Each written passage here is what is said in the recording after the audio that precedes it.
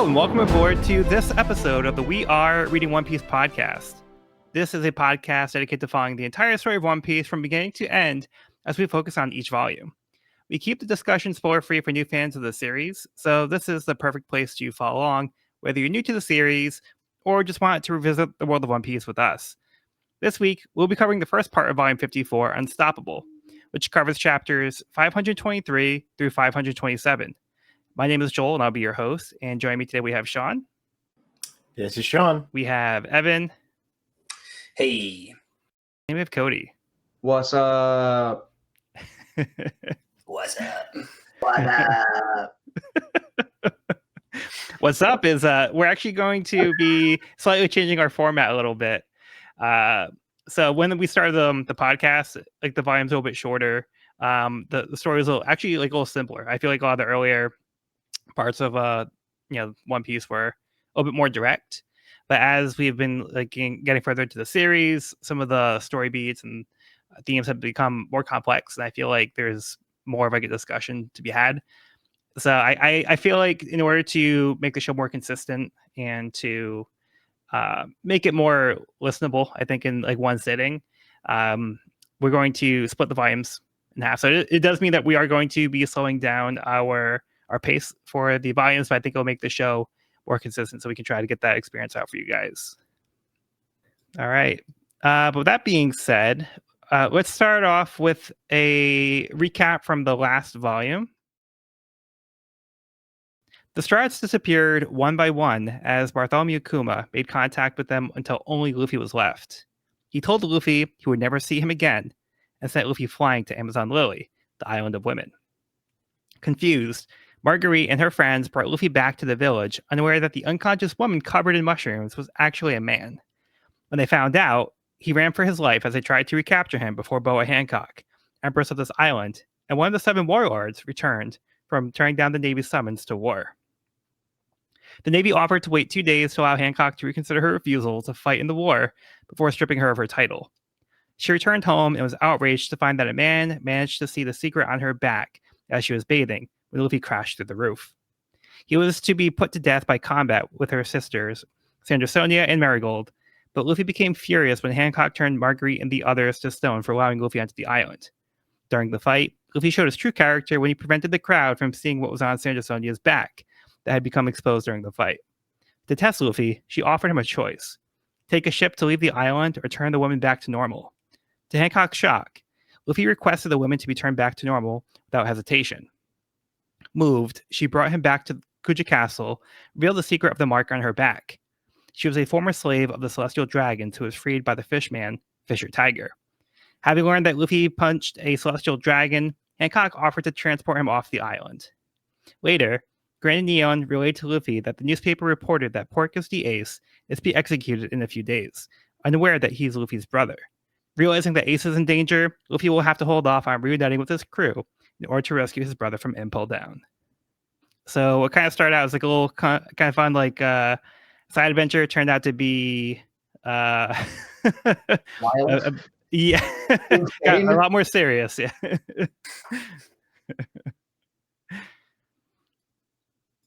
All right, so you guys ready to move into the first chapter of the volume with the recap? I mean, with the cover story. Let's go. Yeah. Okay, so we're moving on with CP9's Independent Report, Volume 29, Transponder Snail for Spondum in the Intensive Care Unit. Spondum receives a call on the Transponder Snail while he recovers from his injuries. Where he belongs. I hope Where he belongs.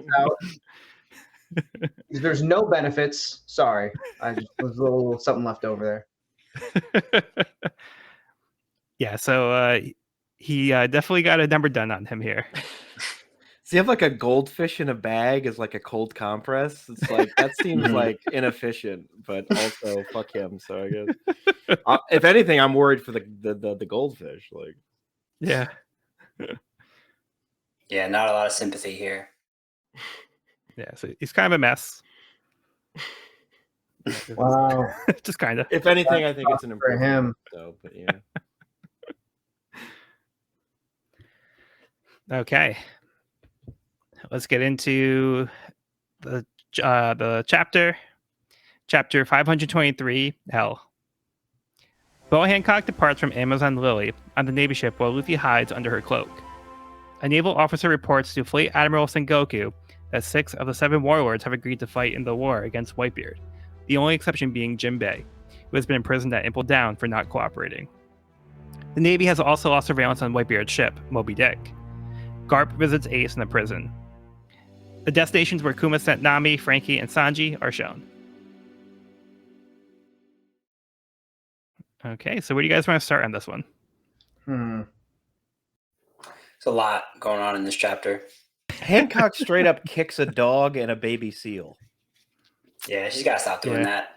Yeah, like, and it's played as a gag, but and like you see that them like angry and like they're like looking at her next to, like, they're not like, they're like growling at her, but it's just like, that sucks.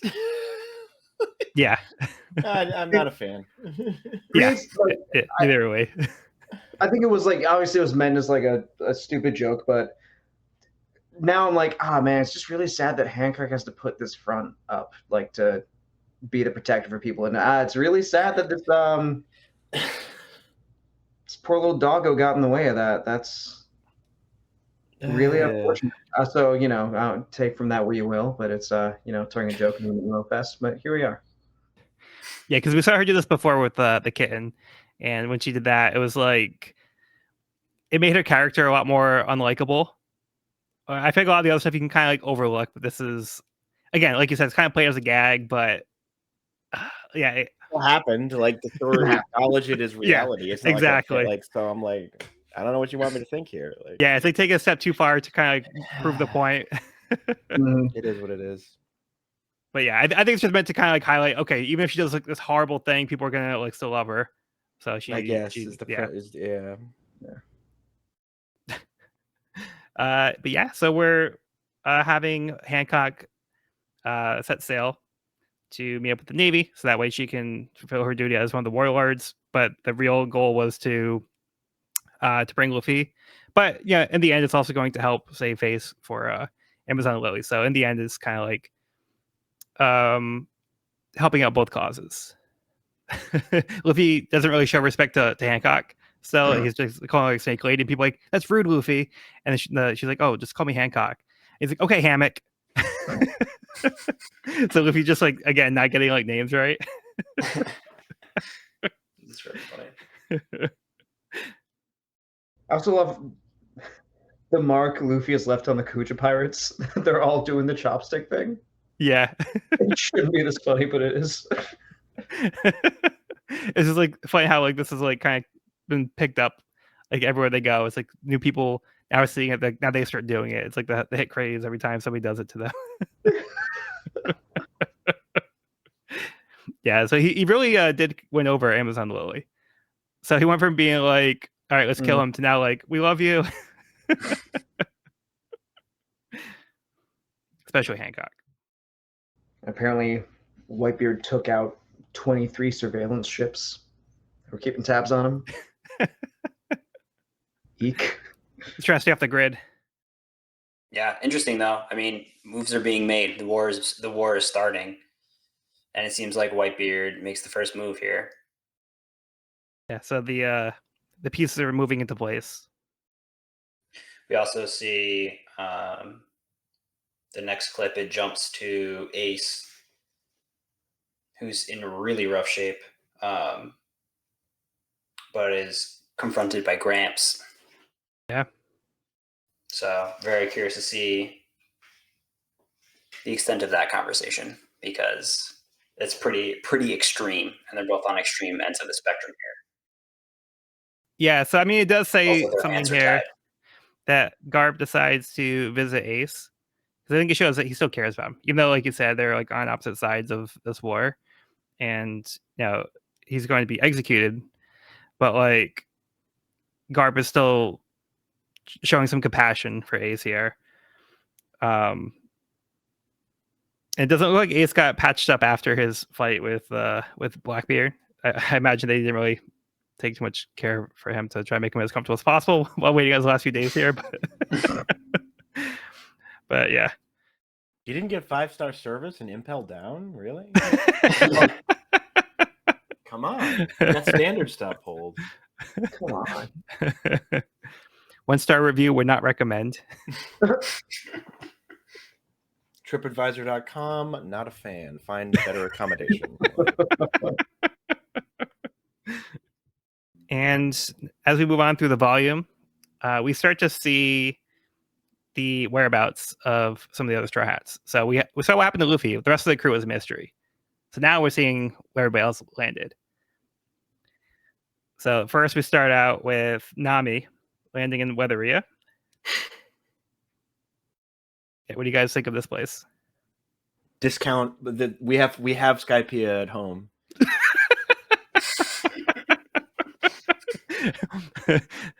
Wish.com Skypea. Yeah. Skypea Light. Thank you. I don't know. I was really happy to see another Sky Island. I was like, yes, let's get more into the lore of these. Yeah, it seems like a perfect match for Nami too. Have you calmed down? You're not going to get violent again, are you? Yeah, I love how we like pick up in the middle of the scene. So like something very transpired where like it seems like Nami like freaked out. And he's got like the bumps on his head.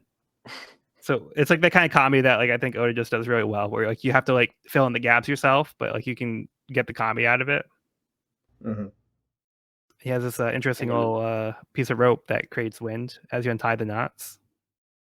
Yeah, an island where they study science of weather. I mean, sounds like a perfect match, and there could be lessons to be learned here.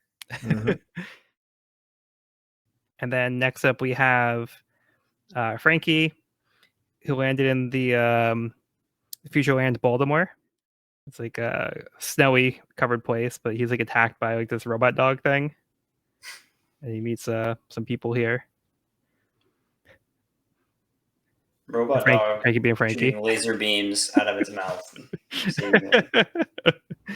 With a LeVar Burton Star Trek eye plate. Yeah. Also, loincloth. I don't want your loincloth. To wear that would tarnish my reputation as a freak is one of my favorite things.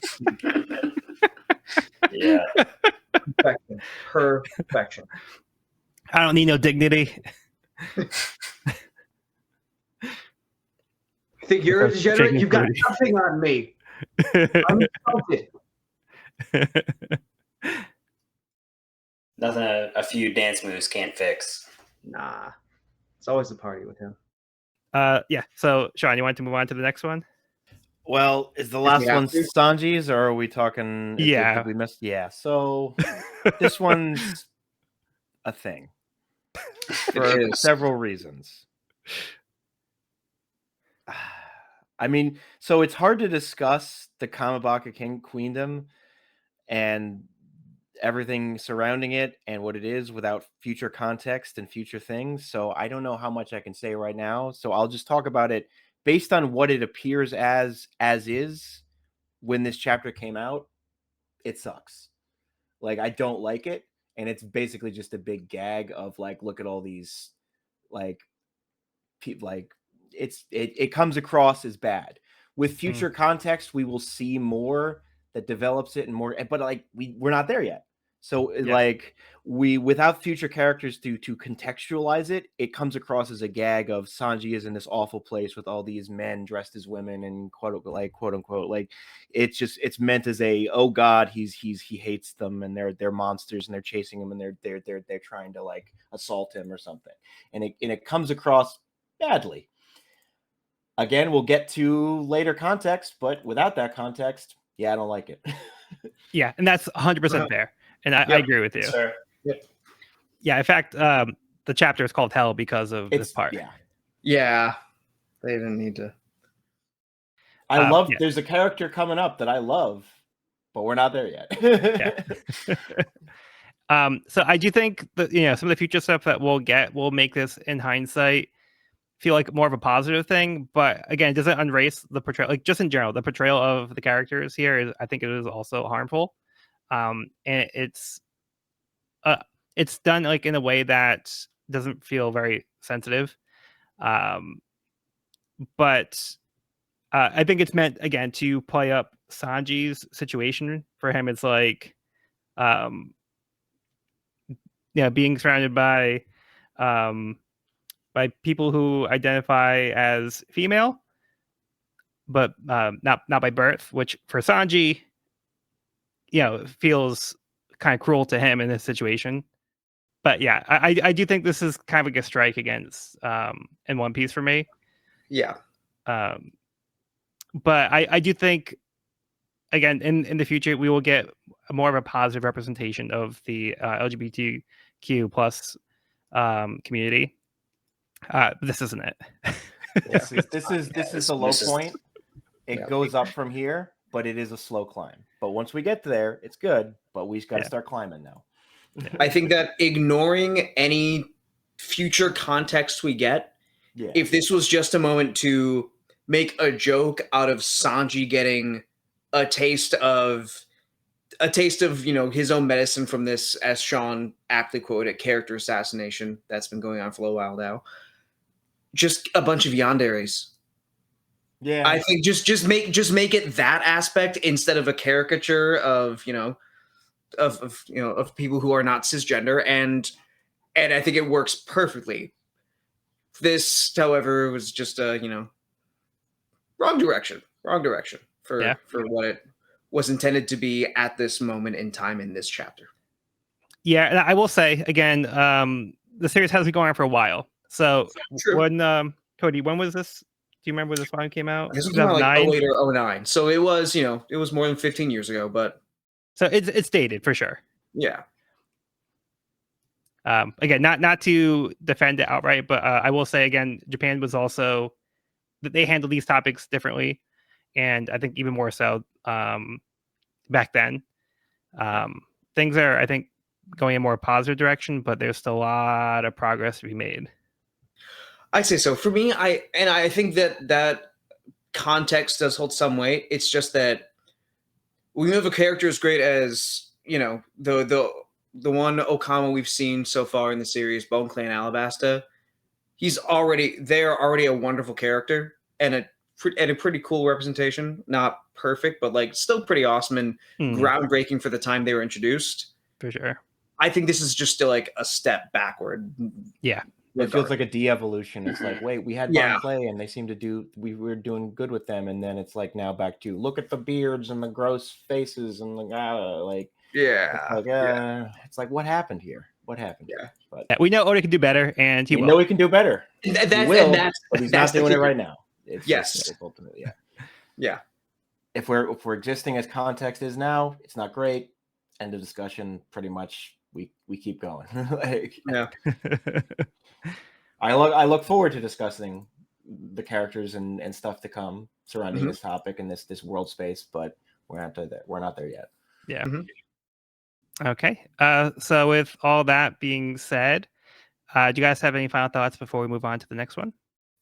My final thought after having read this chapter for the first time was I was wondering if maybe each of our Straw Hats are going to like learn a lesson from their new environment, kind of like being thrown into these.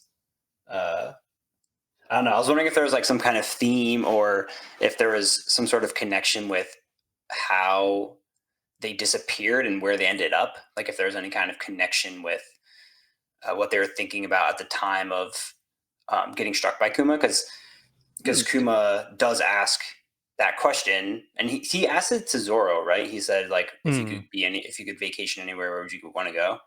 Yeah. And to Perona on Thriller Bark. And to Perona. So he said that to both of them, but no one else. Right. So I don't know. I was kind of like wondering, and I was looking back at at volume 53 to see if there's any kind of like connection with maybe what they're thinking, like if there's any kind of like deeper connection there. Maybe I'm just overthinking it. But no, Theory Evans is my favorite Evan. Let's go. But I think my mind went there because like the last thing that Luffy saw was Robin getting sent away. And so maybe he was thinking like protecting Nami and protecting Robin and got sent to this like island of women. I don't know. Just throwing thoughts out. You're cooking. You're cooking. I love that.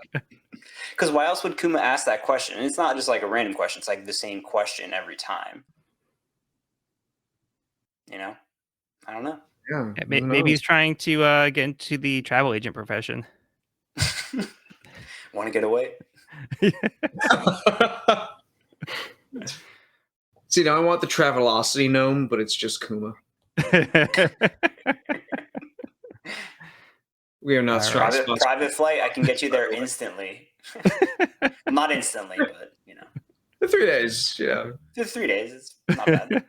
It's cheap. Like One Piece standards, yeah. Yeah. Well, the plus side is a lot of legroom. Yeah. Yep. No annoying kids. You can sleep on your flight. Luffy did it.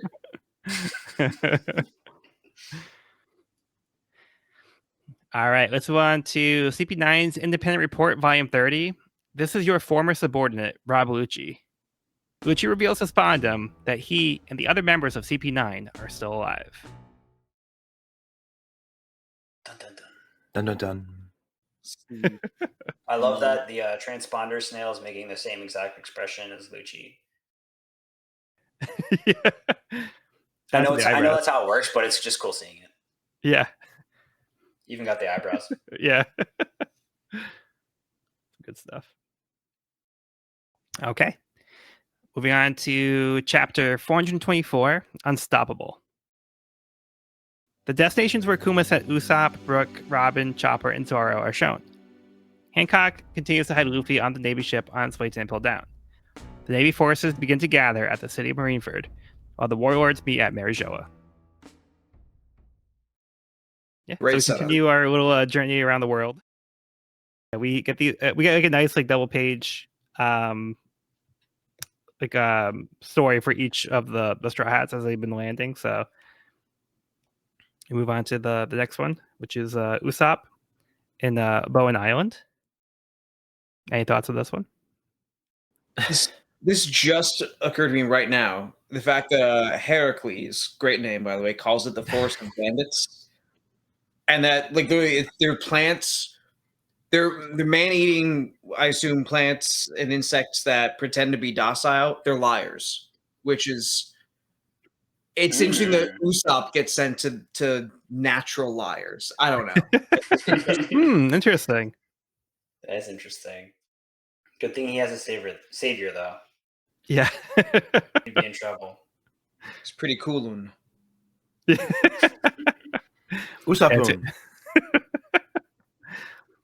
He's got a little speech quirk where he adds "un" to the end of a lot of sentences here. Yeah, after Heracles kills the giant beetle, he asks Usopp, "Are you going to eat that?" And Usopp's like, "Are you serious?" You're on the wrong manga, pal. That's Dungeon Meshi.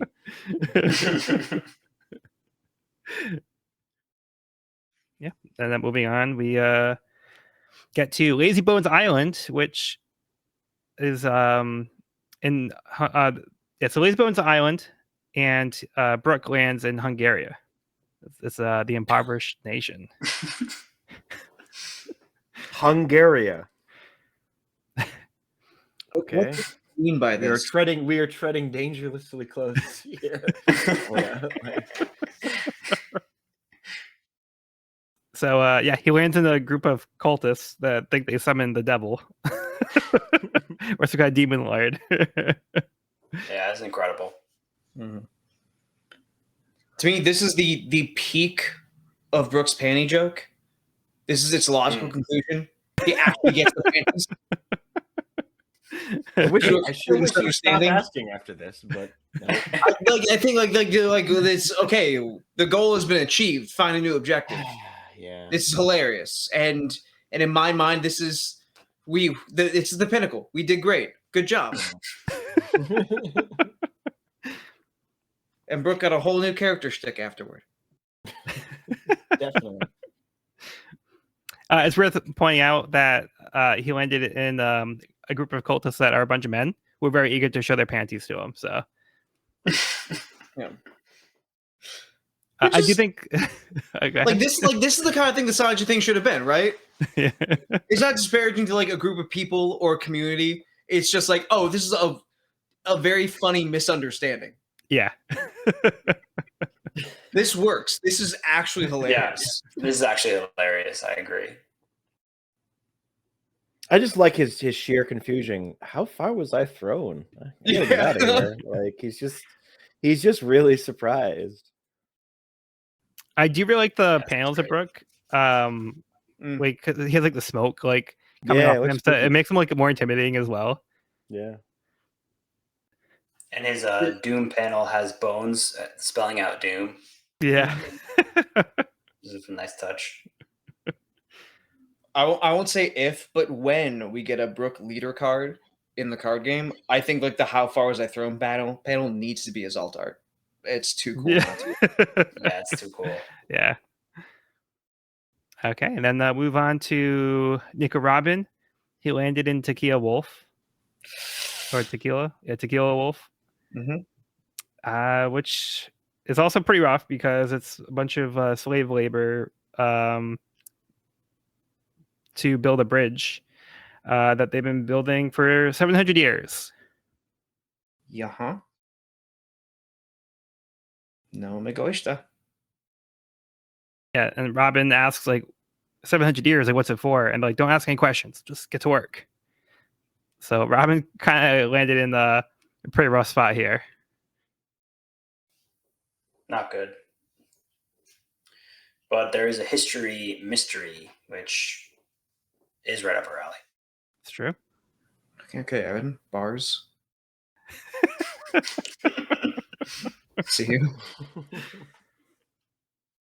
Next up, we have Chopper, who landed on Treasure Island in the Birdie Kingdom. Chopper's also got a pretty rough spot where he's like being attacked by these giant birds, and then the locals want to eat him. Uh-huh. Raccoons You too. know. I know. I do like the locals though. They're just like, "Whoa, this raccoon fell out of the nest." But I'm a reindeer. Well, I guess we're making reindeer stew then. Did it just speak? But then my favorite destination. We have Gloom Island, the ruins of the Mhm. Muggy Kingdom. We also have a surprise guest here, in addition to Zorro. Find out what happened to Perona. Perona! Rona! Very interesting. Horo. Tim Burton Island. Legitimately though. Yeah, For real. this one even has like the twirly like, little hills. Yeah.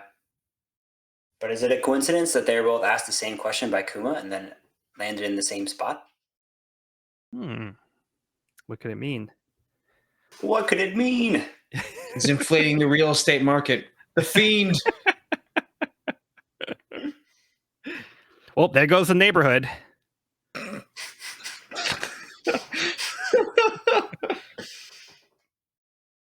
Yeah, so Perona's like kind of like in a position where she's like, I don't have any servants. I don't have like Master Moria. Like I'm by myself. Now she wants to go back to Throw a Bark. But even if she stayed on Throw a Bark, she wouldn't have her stuffed animals anymore. So yeah. Then we move on to some more shenanigans where Boa Hancock is on the Navy ship. She's doing her typical thing. She's looking down on them by looking up.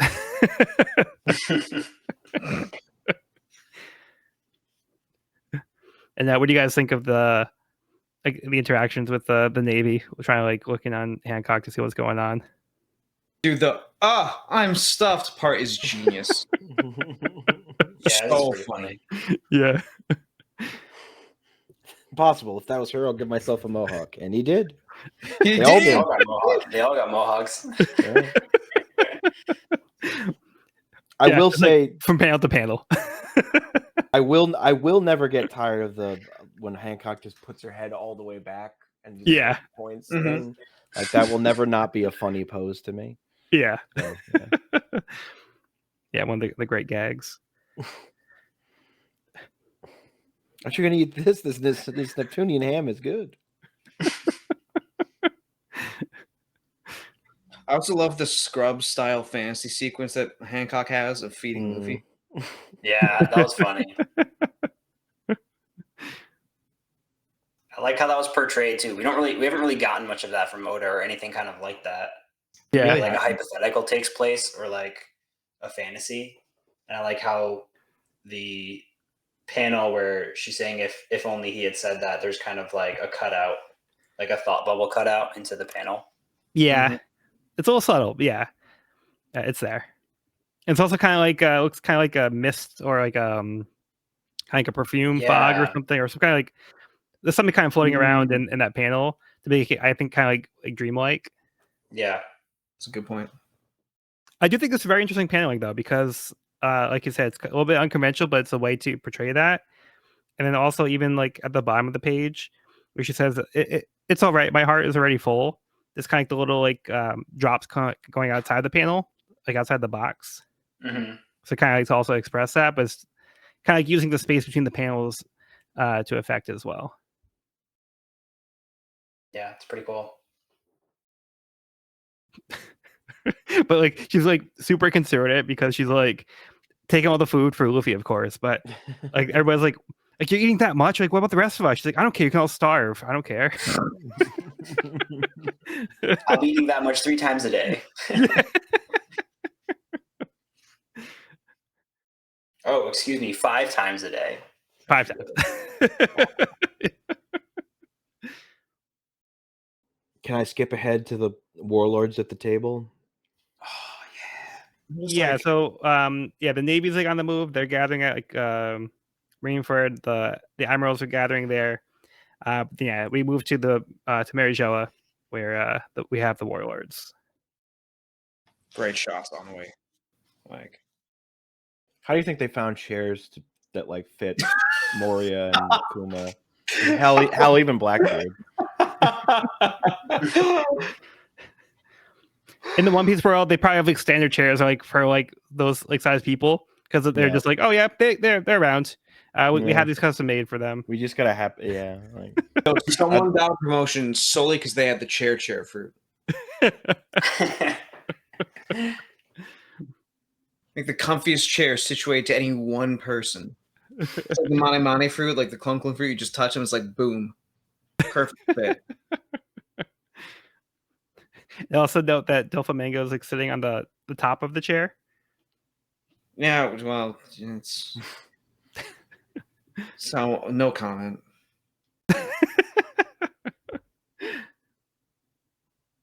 This guy. Yeah, we're kind of seeing an array of different emotions amongst the 6 warlords. Mm-hmm. Yeah, it kind of feels like they're reluctantly going to be working together. It seems like nobody really likes anybody else. It does seem that way. That Blackbeard and Doflamingo seem to be having a ball. Everyone else, not so much. Ew. not so much. Yeah. I think Moria's probably still pissed about losing to Luffy more than his coworker. Probably true. Yeah, you can tell his pride is hurt. Yeah. Man, still Thriller a baby. Bark got wrecked. Speaking of pride getting hurt, we see in the next Mm-hmm. cutscene, we see Ace, who is seemingly struggling with a lot of guilt of the weight of his capture and like what it means on the bigger scale. Yeah. It's a heavy moniker Garp's pulling off there. We've angered the king of the sea. But he does say we, not you here. Mm-hmm. Yeah, I think he means like the Navy. Oh, Yeah. No, I see what you mean. Yeah, Yeah, you're right. War. like, we kind of poke the bear kind of thing, you know? Yeah. Yep. Yeah, so pretty much at this point, they're saying, like, yeah, the war is going to happen. It's like, yeah, It's inevitable. like we woke up the king of the sea, and now we have to deal with the consequences. So, we have to face his wrath. It's not looking like a fun time for us.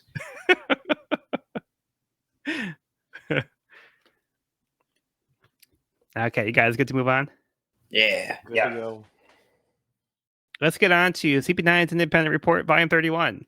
Will return one day. Lucci warns Spondum that they will get back at him someday. Interesting. Yeah. They could have been like, Spooky. they could have tried to lay low, but they're like, no, we're letting you know that we're out there.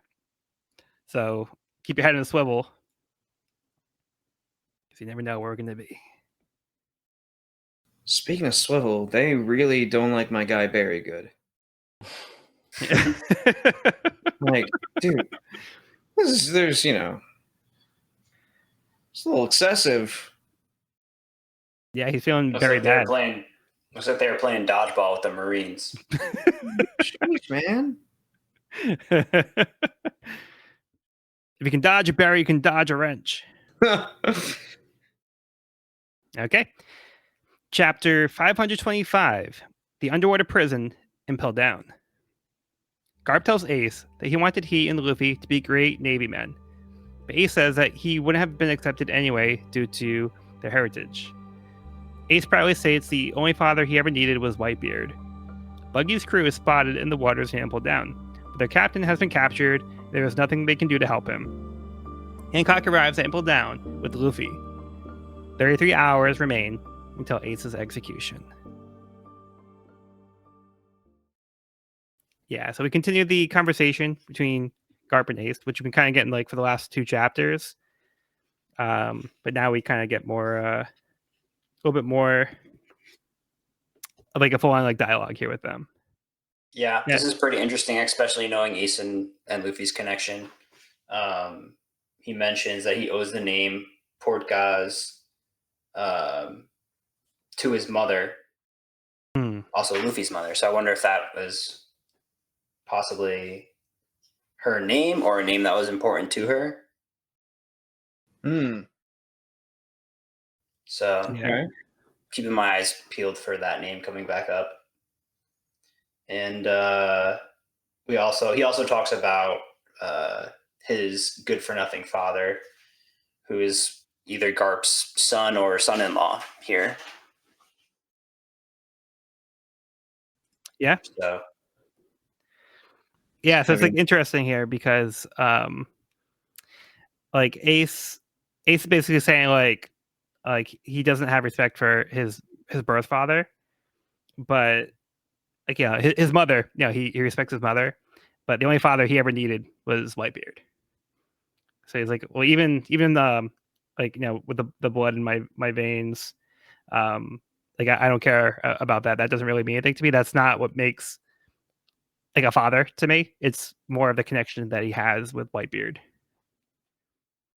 Which is, I think, I feel we've had plenty of circumstances where that is how Oda defines fatherhood in the series. We think Chopper, we think about, Zeph was such a good father to Sanji, even though, it's very, very in keeping with the themes of the story. I'm curious about this Whitebeard guy.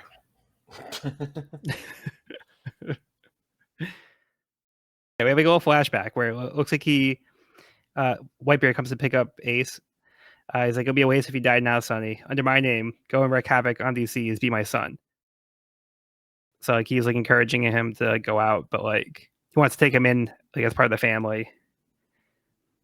So yeah, I just kind of like this brief little flashback thing that we have here. I think it's a nice touch to show, just right from the get go, Whitebeard was welcoming for Ace. Mm-hmm. That's what Ace needed. And it was more of a father to him than Dragon. Yeah, for sure.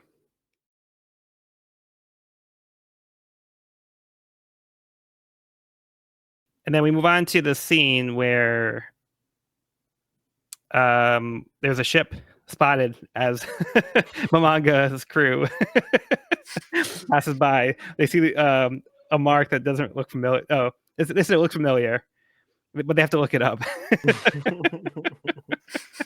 Zing. If you have to look it up, then they're bit players. You don't We don't have time disrespect for my this. guy like that. You don't missearch his name. Sorry, I lost myself for a second there. Yeah, so Well, Buggy's been captured. No. But it seems like Alvida's kind of stepping up and taking charge. Like, all right, I'll be a captain now. There's nothing we can do for Buggy, and then everybody's like, oh, like, yeah, I guess we have to move on. Like, they were trying to like, go rescue him at first, and like Alvida's like, nah, there's nothing you can do. Just let him go.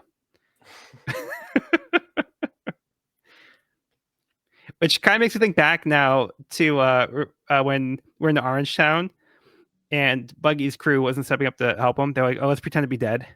I think we kind of see again like Buggy's crew not really stepping up for him when he needs help.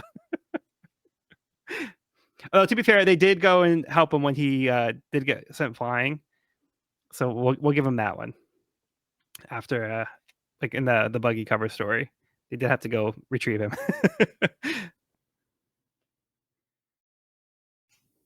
After the Buggy crew, we get this really cool page that shows Impel down with the Neptunians like circling it, and it's like the underwater fortress. Such a cool depiction. And you also see the scale because there's like these huge warships surrounding it, so you can just see like how massive it really is.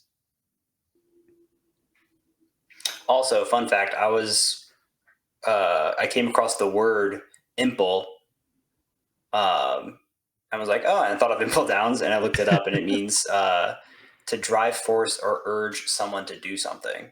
So Impel down, to like force someone down. Makes sense. Yeah. Checks out. I didn't know the definition, but yeah, I don't think I realized it was an actual word. But now that you mentioned that, like that makes a lot of sense. I didn't either, but I was reading like something irrelevant and came across it and was like, oh snap. That's really cool. It's meant to be. Yeah. Of course, Oda thought it through. As usual. And we get some like torture scenes, which makes the place seem not very pleasant. 1 star. I think even though it's like so, it's definitely very stylistically Oda in how, I don't want to say overdone, but just how bombastic it is. But it's still very unsettling. Yeah. Yeah. I'm wondering if like Oda's style like makes it even more uncomfortable. Just what kind of place this is. Yeah, because we see like a shadowy like figure like beating up like some of the prisoners like with looks like a club with spikes and just dragging the body like away. Gruesome. Yeah, so pretty brutal. And we just get some like various like images without context, but none of them look pleasant. Nope. We get an official timeline saying it's been 4 days since Luffy's left Amazon Lily. Yep. Yeah, so they arrive and time is running out. All right. Anything else for this one? We also see the flag of Impel Down here and like the logo of Impel Down. True.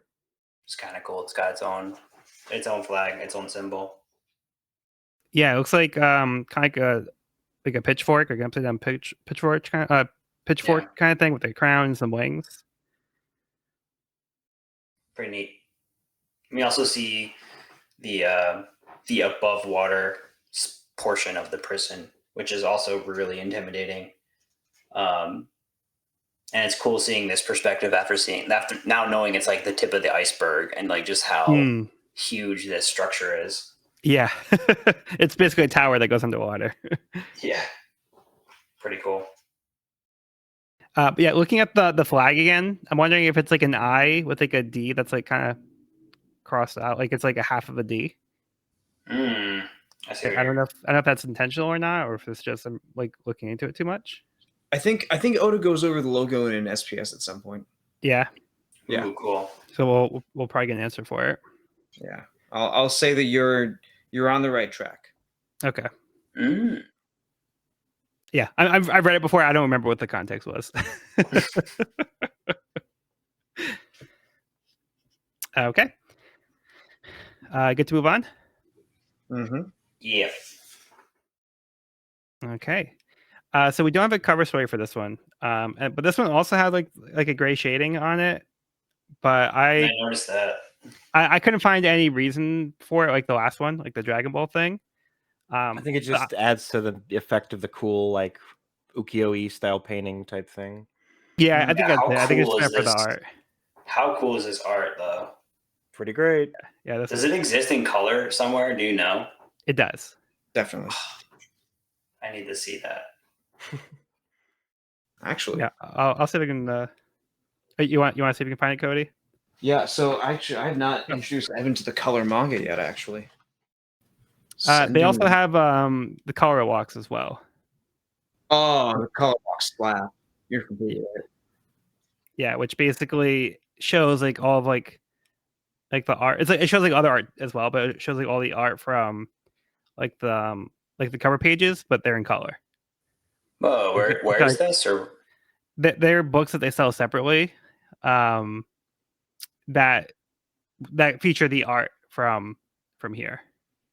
neat. Are they like chronologically? Is it like all in order? Yeah. So like Color Arc Volume 1 will feature like the earlier art. Yeah, I can look Intrigued. into it more for you. Yes. We'll But yeah. I need to see. discuss at a later date.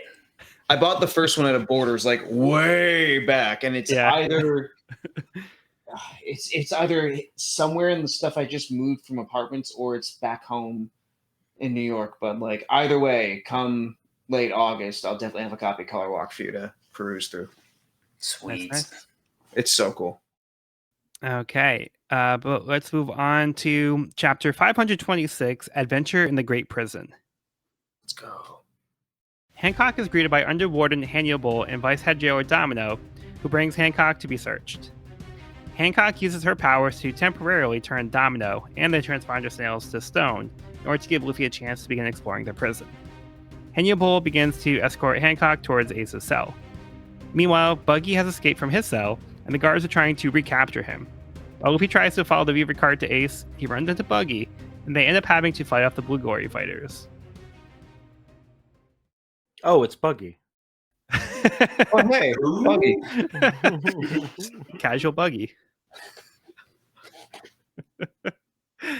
So I don't think I've mentioned how much I love Buggy, the stupid ass clown, but man, he just brings so much joy to my life. And it's so good to see him again.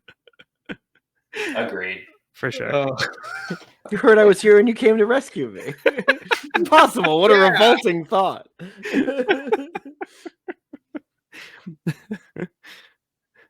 The reunion we didn't know we needed. Yep. Mm-hmm. Yeah, this is awesome. Love seeing them interacting here and running away from the Blue Gory, which I love the character design of the Blue Gory. They look like video game characters, like Yeah. Yeah. super cool. I found Hancock and Luffy's infiltration pretty impressive. Especially Hancock's ability working on the transponder snail. Yeah. That's pretty great. Meaning Luffy is more innocent than a snail. The snail's even got like the hard eyes. Yep, even has the hard eyes. And then we see sneaky Luffy, which who knew that Luffy could be sneaky? He had it in him after all. I guess so. Just punch down the door. And what do you think of this Hannibal character? He makes Starscream look subtle. Yeah. Excuse me, I said my by mistake. I'm getting ahead of myself. That idiot warden is on level 4. My boss, God, he fucking sucks. I hate him. So professional. Honestly, I don't see the problem here. Yeah. I he gets it. He's the hero that corporate America needs.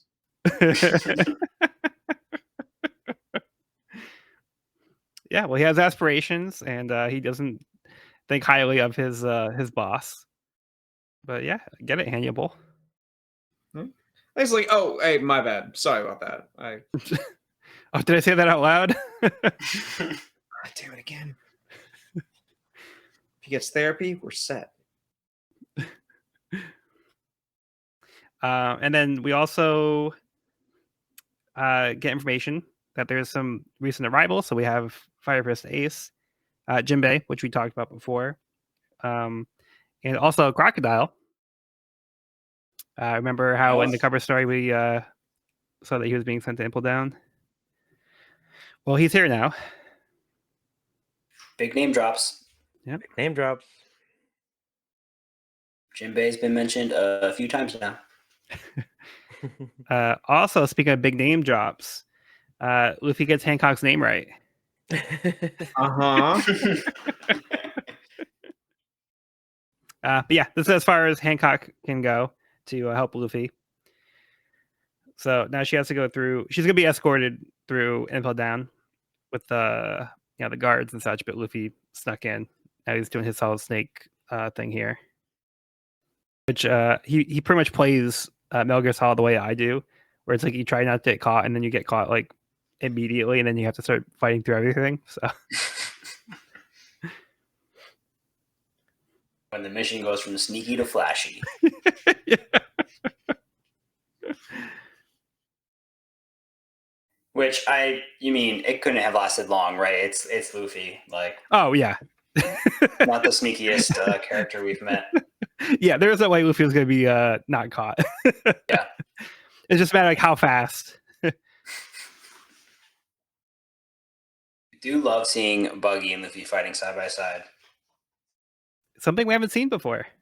That's a new Yeah, one. it's like one of the first times like ex-villain has returned, and now they find themselves fighting side by side. I think that's pretty cool. Although I will say we did see Mr. 2 help the Straw Hats in Alabasta. Yeah, but he was like already their friend. That was just a professional conflict more than anything. They were already homies. Okay, that's fair. That's fair. You were right. They were friends before they were enemies, and they just became friends again. Okay. Yeah, They're not. I'll give you that. I'll give you that. I love them both, but they're just not the same. But yeah, we see the Bulgari though, doing some work on these Neptunians outside. They just like cut them to shreds. yeah. Quick Are these- work. And as I forget if it was Sean or Evan who mentioned like the scale of the ships compared to these Neptunians, but they're huge, man. Massive. These Blue also like just crawl up walls. I guess everyone's Spider-Man now. Yeah, They're very they seem agile. pretty formidable. Yeah. Oh, I also love we get a shot of the monitor room and we see this massive transponder snail with like these hypnotic like eagle eyes. Love it. Yeah, it looks like he's got the Renegon. Yeah. I forgot that was this chapter. Wow. Yeah. Yeah. So Luffy's rescue mission's off to a great start. Any other thoughts for this one? I'm good. Okay. Did you guys want to talk about the SPS at all, where they go over the names of the Kuja girls? Honestly, I'll say it. Daisy, best girl. Yeah. So here they actually say the name Daisy. I don't know if they said it like before, like during the actual arc, but here they are actually named using like Oda sketches here. But yeah, if you wanted to refer to them by name, we see some of the more notable people that we've seen. the most notable Nerine. Nerine put in work. Yep. Good admin. Oh, it does say compulsive Notable. note taker. Yeah. So- well done. Well done. Also, Oda drew Buggy in the newspaper. He's been waiting to bring the clown. Oh, prince yeah. Yeah, love that. I can't even like see that. Foreshadowing. I had no idea. Until I read Yeah. it. Well, are the pages of Shonen Jump like bigger? I don't actually collect Shonen Jump. I think they're magazine size, right? Yeah, yeah. So I imagine it's probably easier to catch certain details if you're reading it in Shonen Jump as opposed to the volumes that are smaller. So I'm thinking that's how people see these That's a good things. point. Just I feel like with a drawing like this, there's only so much detail Oda can put in, though. So like, I think this is if this image is blown up, I think it's still impressive to catch that, though. Oh yeah, for sure. But I'm like looking Mhm. at if you look at like the smaller one, it's like you can't even tell what's going on in that little picture. Yeah, that's what I'm saying. Yeah, exactly. But if it was bigger, like maybe like magazine size, I could see how people are more likely to find these details. But I think it's just like it's not something you can really do going through the volume so much. That's fair. I guess I wouldn't notice in the magazine. Oh, I still Someone wouldn't else either. might. Yeah. Yeah, like just like I never see Panda Man, so like, Yeah. Truth. and he's meant to be found. Okay, but going into the chapter cover story. Oh, wait. Sorry. Yep. Can I discuss briefly one more Oh. SBS thing? Oh yeah, Yes. go for it. This from a couple chapters back in 524. It's something that I unconsciously never realized, but also unconsciously realized that just never. Somebody asked, we never see Luffy's internal thoughts, or we very rarely see them, and I think that is something that's like that's totally true, and it just has always seemed appropriate to me that we never hear him go on like an internal monologue. Like so many manga and so many anime, shonen anime, it's like the hero, time pauses while we go into their head and they're like, how do I beat this guy? What if I use my special technique and do this and do this and do this? And Luffy basically never does that. It's just, he does it. We don't hear what he's going to do before he does it. He just does it. Yeah, And it's a very great thing about the character. that's true. And it's cool like how deliberate that is on Oda's part. Because he does do internal dialogue for other characters, which we saw with Boa like previously in this volume. We see it with Zoro, we see it with Nami, we see it with all the Straw Hats, but not Luffy. Yeah. So something that I only noticed after reading that SBS in this volume is that I think like the only time I can think of Luffy ever doing that is in 526. It's okay, where to? The elevator said goes down the cells. Hancock says Ace is underground. And like there's some like speech bubbles, some thought bubbles, which I think just add to how important this particular mission is to Luffy. And the fact that he is legit, okay, I am going to think. I am not going to just barrel in for once. I'm going to try at the very least. He's also alone and has really high stakes. True, yeah. 100%. Which we haven't seen a ton of because he usually has someone else who can kind of do the planning or thinking for him. Yeah, and to be fair, he can't really say too much out loud. He can't think out loud. He then immediately says, "I know the Viva card out loud," though. Right. But So maybe it's if you move down like a little bit further. Like, I guess, yeah. Which to No, I'm me not- says out of earshot. there's like at least some degree of like thought before he even Yeah. speaking. So like it's not much, but I don't know. It feels like I feel like Oda like very intentionally placed that one answer to be like, okay, just so you know when this matters and like why I don't do this very often. So the It's one going to time be I do very it, deliberate when it happens. It's Yeah, exactly, It's going to show an internal. It makes it stand out way more. yeah, 100%. yeah, because like in the past, when Luffy was thinking about where to go, like thinking back to like Zero Village. Yeah, it was like, like I You thought talk like out loud. yeah, I thought like he said to go north. Like I followed the coldest direction. Like so we hear like his like thoughts out loud. But yeah, in this case here, it's a rare exception where we see him actually having internal thoughts. Yeah, we should probably move on to the next chapter now. Okay. Or the next whatever. I don't know. Yeah. That was what I wanted to bring up. Okay. CP9's Independent Report, Volume 32. Father and son plotting to kill CP9 agents. Spondine and Spondum plan on how to defeat the rogue CP9 agents. Tweedledee and classic, classic father-son bonding. Cody, you got something? Why do I have to read this in June? Oh, happy Father's Day. No, damn it. It's not happy anymore. Come on. Unhappy Father's Day? Spandine should never have been a father. The world would be a better place if he wasn't. Sorry. Same for Spondine's father too. I mean, yeah. You know what? Let's double down on it. Yeah, I'm not sorry. They suck. Sorry. I'm not sorry. I don't know. I don't know anymore. I don't know. Well, they're like, all right, well, we got to do something to come after us. Yeah, but don't know what that something is. All right, so let's move on to the last chapter of the episode. Chapter 527, Level 1, Crimson Hell. After Luffy and Buggy defeat the Bulgari, Luffy asks Buggy how to get to where Ace is. Buggy's only concerned about his own escape, but notices the band on Luffy's arm is a treasure marker for Captain John's treasure that he's been looking for. Buggy agrees to help Luffy find Ace in exchange for the armband with the intention of ditching him, but they crash through the wall before Buggy notices it. They fall into Level 1, Crimson Hell, named for the spikes covered in blood that make up the ground. They find a hole that leads down to Level 2. Luffy jumps down, and Buggy accidentally gets knocked in by one of the Bulgari. Mr. 3, one of the prisoners on Level 2, hears a commotion and wonders why the beasts are getting angry. It's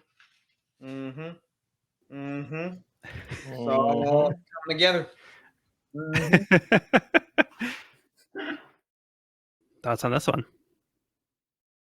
I mean, off the jump, I know they didn't end up doing much, but it was really cool seeing Buggy able to get a neat combo in and be able to, still hold up. Because I feel like the one fight we've seen is versus Luffy, and he was a threat then, but to see him still at least be able to do some stuff after this long, it's pretty cool. It's something that I'd forgotten about. Yeah. He's got maneuvers. He's got combos. It is cool seeing some of Buggy's techniques, and also getting an explanation for like how his feet cannot fly, but only his body parts can fly, and so he ends up handing his feet to Luffy so that he can like pretty much fly at the same pace as Luffy is running. I thought that was like this really fun and clever use of his powers. And then it leads to this really cool panel where Buggy's about to turn on Luffy and just take the armband and go.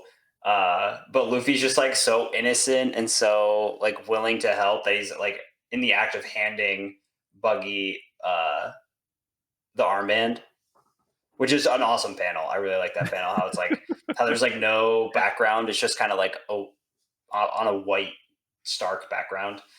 But it's just like classic Luffy being Luffy, and Buggy's like taken by surprise. and then goes full force into a wall, which is one of the best panels in this chapter. And like, I know Buggy can like disembody himself, and like that's part of his skill. But like the face that he makes here with his teeth popping out and his eyes popping out is pretty incredible. The Bloog page. I think the whole sequence is incredible.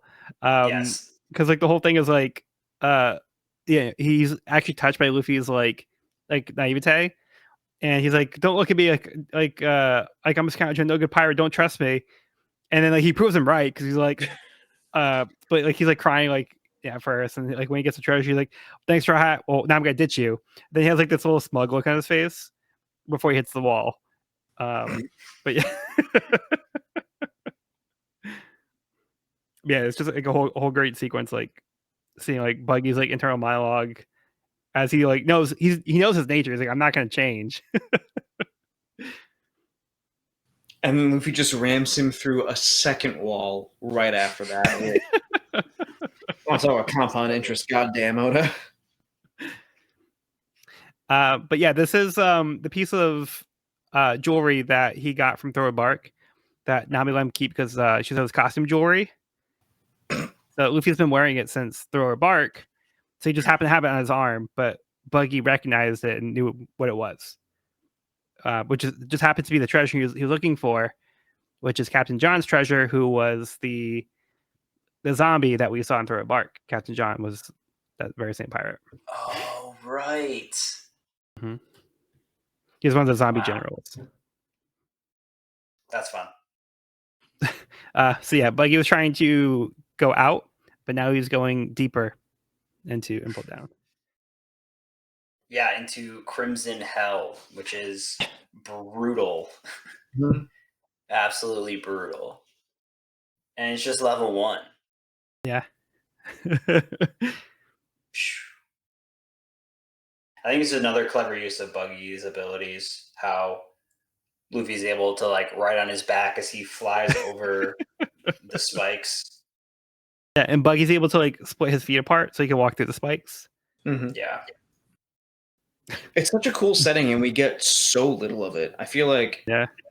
I feel like Impel Down. It seems to be like one of those arcs where Oda was like, "I have so many ideas, and I want to Yeah. explore them all so much." But Jump is like, "Hey, man, we love this, but you also have a bigger story to tell, and just like try and be like as efficient as you can." He's like, "Fine, I guess." I don't know, and like I'll say I do love Impel Down. I love even just this one chapter of Crimson Hill. I think it's still very well done, but Yeah. it just always feels like there's more Oda wants to explore with these things, and it makes me even more excited, which is half the magic of the series.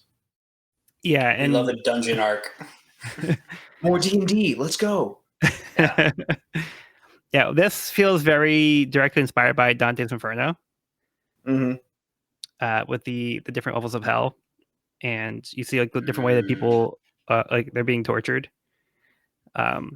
Is Buggy like Luffy's Is Virgil? I think so. Yeah. Yeah, and then we end the chapter where Buggy gets knocked down with Luffy as well. And then we get another little appearance of a familiar face with Mr. 3. We also knew was sent to Impel Down from this Golden Week cover story. Mm-hmm. He's being held on level 2, which is where Luffy and Buggy are going. Another familiar face. Yep. Yeah, so that's where we're gonna leave it off for this episode. Do you guys have any closing thoughts for the chapter or what we've read for the volume so far? No, I'm just excited to get into the rest of this arc. Yeah, it's moving quick. I'm excited for level 2. It's a corner of the world that I don't. It's a peek into like we've had a lot of like. There hasn't been a big look into like a Navy section. Like I guess you could say Annie's Lobby, but a lot of that was like the surrounding. And it was a lot of exterior stuff and pretty places. Still, this is really the grimy depths of the world government's cruelty in a way that like there's no airs of like, oh, it's a fun Saboti archipelago. It's Annie's Lobby, majestic and beautiful. This is the grim reality of what happens when you fuck with the world government and lose. Yeah. Yeah, I think you hit the nail on the head there. Yeah, good point. Yeah, so we see exactly how they treat pirates, and we can see it's not very kind or like forgiving at all. They're here to torture them and punish them. This Like is not there's here to yeah, rehabilitate. They are here Yeah. to torture. yeah, like they're here for life. So, well, however short that life may be at this point. All right. So before we wrap up the episode, we did conclude Amazon Lily. So I figured we can go through our rankings and throw that one on. Sean, did you want to walk us through your current rankings? Sure. So I have slotted in. Well, feels like I just did this, but it's okay. We will Yeah, start again from the top. Arlong Park at the very top of S, then Alabasta, then Ennie's Lobby. Only 3 in S rank. Then we go to A rank. We have Water 7, then Chabody, then Bharati, then Skypiea, then Little Garden, then Logetown, then Drum Island, and ending at Romance Dawn for A rank. At the very top of B rank now, I have placed Amazon Lily, then Jaya, then Orangetown, then Syrup Village, then Whiskey Peak, then Reverse Mountain, then Long Ring Longland. I currently have nothing in C. I have currently in D Thriller Bark for reasons that are well known. Okay.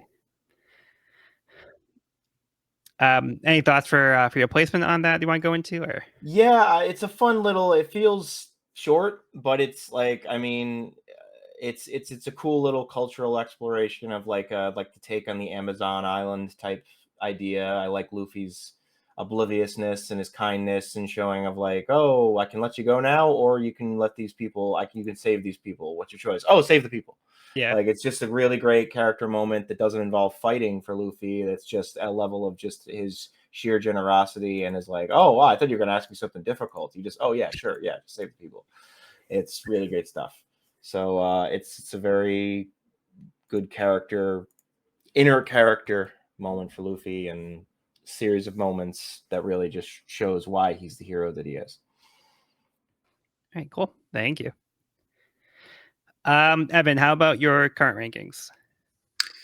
Got it. My current rankings are S tier, Alabasta, Arlong Park, Baratier, Skypiea, Ennis Lobby, Water 7. In A rank, Thriller Bark, Drum Island, Saboti, Little Garden, Logtown, Jaya, Romance Dawn, and Syrup Village. And then in B rank, Long Ring Longland, Whiskey Peak, Reverse Mountain, Orangetown. And I think I'm going to put Amazon Lily. It's a tough one. I think I'm going to put it in A rank after Saboti. And yeah, I agree with what Sean said. It's like it's a short and sweet arc.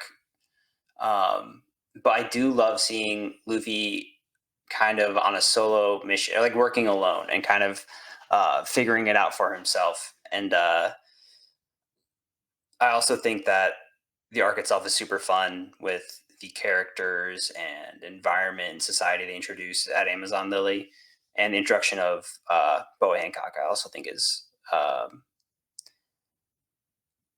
a cool character introduction, and I think a character that probably is going to be sticking around for a little bit. So I'm excited to see where that goes. All right, cool. All right. And Cody, how about your current rankings? So S tier, I've got Water 7, Baratier, Arlong Park, Ennis Lobby, and Alabasta. A tier is Drum Island, Saboti, Thriller Bark, Jaya, Orangetown, Skypiea, Romance Dawn. I know last time I mentioned reconsidering Drum and Saboti, but I forgot I'd be putting another one on this quickly. B tier is Syrup Village, Reverse Mountain, Logtown, Little Garden, Longing Longland, and Whiskey Peak. As far as where I place Amazon Lily, I'm thinking just gut reaction, A tier between Jaya and Orangetown. I think Sean and Evan got into a lot of what I like about it. It's, a really great solo showcase for Luffy. Boa Hancock is such an interesting character. And I think that when I first read this, it was very much my reaction to the end of Sabati, and then when that wore off, the impending news of Ace that carried me through it, rather than I guess the world building or just how well Boa Hancock was written in this arc. And this time it gave me a new appreciation of it, so I placed it a little higher than I would have back in the day. I think back then it would have been B tier, but I think that a lot of these other arcs in B tier are pretty substantial, and I think I think this arc and its placement comes just short of seeing Blackbeard for the first time in Jaya and seeing who he really shows who he is versus Bellamy. I think this is just a great placement for an arc like this. All right, cool. All right. So my current rankings, I have S tier, Alabasta, Ennis Lobby, Arlong Park, Water 7, Saba Odi, Jaya, Thoroughbark, Drum Island. A tier, I have Skypiea, Long Ring Longland, Baratier, Little Garden. B tier, Syrup Village, Logtown, Orangetown, Romance Dawn, Whiskey Peak, Reverse Mountain. Going into this episode, I expected to rank it lower than I'm going to. But I think I'm a lot lower on Amazon Lily than you guys. So for me, I would put it between Logtown and Orangetown and B tier.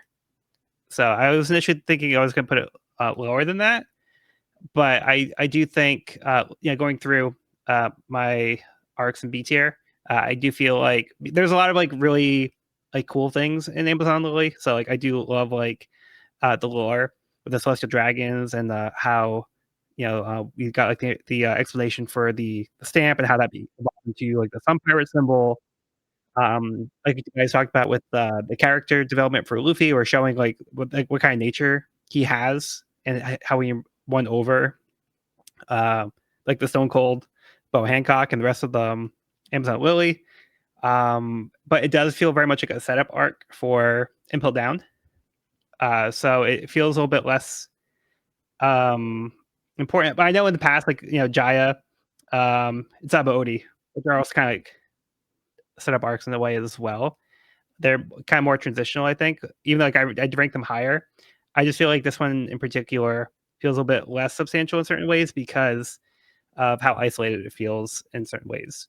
I also do think the lack of the rest of the Straw Hats is also something to consider, but it does make for a unique and interesting perspective that we haven't really seen in the series since the beginning, where Luffy was on his own.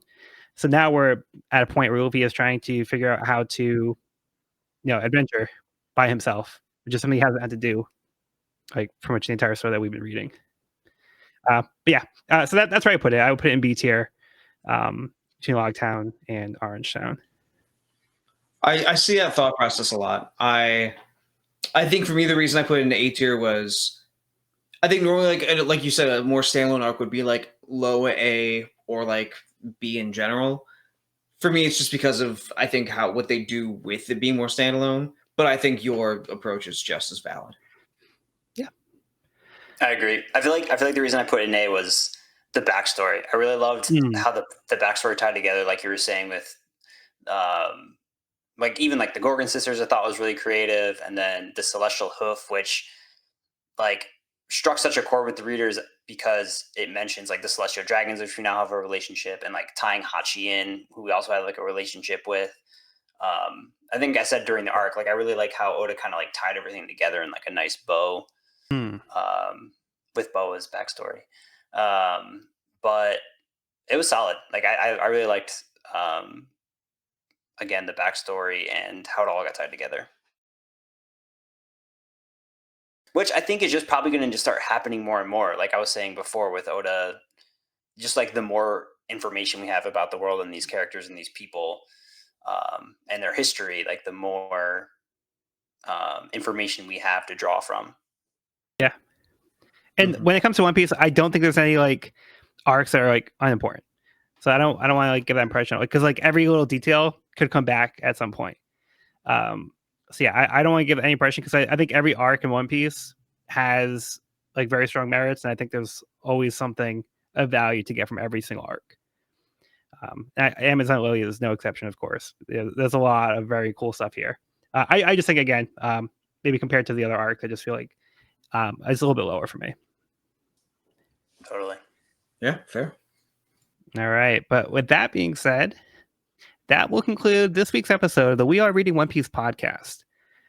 You can find this episode wherever podcasts are found at We Are Reading One Piece podcast.buzzsprout.com or our YouTube channel at We Are Reading One Piece. This is a spoiler-free channel up to where we have recorded the podcast, so if you're new to the series, you can visit the channel there. You can also find me and this podcast on my YouTube channel at Pirate King Codex for more One Piece content. If you have any questions, comments, or feedback, you can reach us at wearereadingonepiece@gmail.com. We'd love to hear from listeners, so if you're enjoying the show, or if you have any suggestions on how we can make it better, just let us know. Next episode, we'll be finishing Volume 54, Unstoppable. I've been Joel, and I've been joined by Sean. Hi, this is Sean. Thank you for listening to my podcast. I mean, I got ahead of myself. Our podcast, this podcast, Joel's podcast. Evan. Thanks for listening. And Cody. Let's go to prison, baby. Well, be sure to bring along all of your hopes and dreams, and we'll see you on the next episode.